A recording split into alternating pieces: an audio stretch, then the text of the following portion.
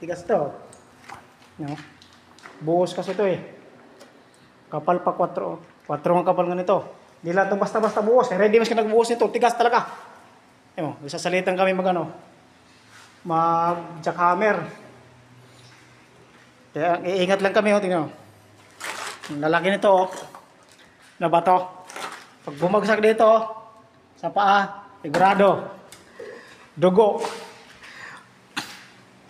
Pero kasi gagawin to kwarto. Ito may mga division.